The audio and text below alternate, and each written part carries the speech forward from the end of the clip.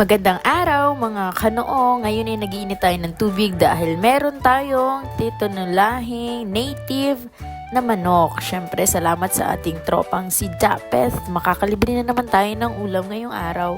At masarap talaga, habang nagluluto ng tinola ay nagpiprito tayo ng hinog na saging na saba. Ayan, piprito lang yan sa mantika. Kahit walang asukal, masarap na yan at matamis.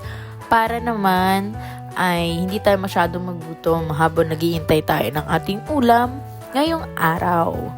At eto na nga, nakaredy na ang ating sibuyas, bawang, luya at ang tanglad na tanim ni nanay. Maaliwalas ang panahon ngayon, pero kapag bumagsak ang malakas na ulan, napakasarap talaga ng mainit na sabaw at yun ay ang tinola na may kasamang papaya. Syempre, mas malasa at mas masarap ang manok kapag ito ay native na alaga natin.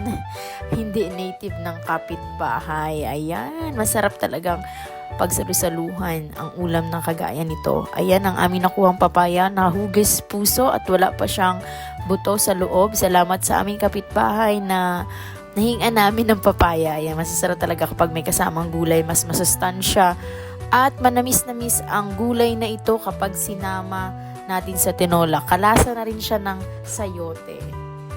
At then, syempre, nakagawa kami ng lutuan ng kahoy para makakalibre na rin tayo kung wala man tayong pambiling uling at refill ng ating mga gasol. Ayan, libre lang sa kahoy at mas masarap ang luto kapag lutong kahoy. Ayan na nga ginawa dyan. Pinagsama-sama na ang manok, tanglad, papaya at mga pampalasa. Hindi man naaamoy dito sa voiceover pero napakabango at napakasarap. Talagang ikaw ay magtatakam sa amoy ng tinolang manok.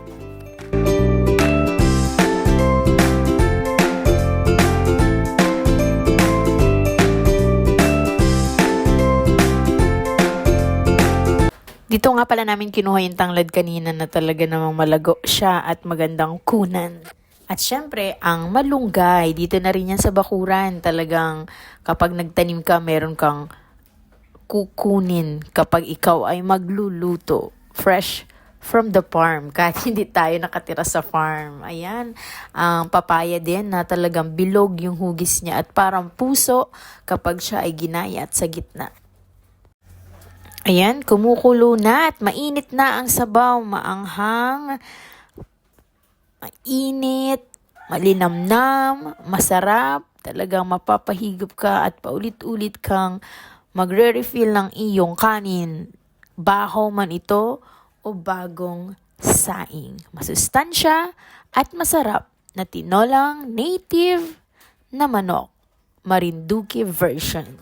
Ay, hindi pala. Tinola version ng aming master chef na si Japeth.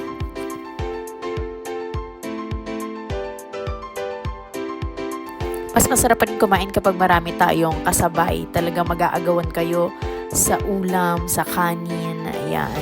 Kaibigan, matutunan sana nating i-appreciate kung ano man ang ating nasa hapagkainan. Hindi lahat ng tao ay nakakapag-provide ng madalian para may maulam sila sa bawat araw. Update, taob na naman ang kaldero. Maraming salamat sa panonood.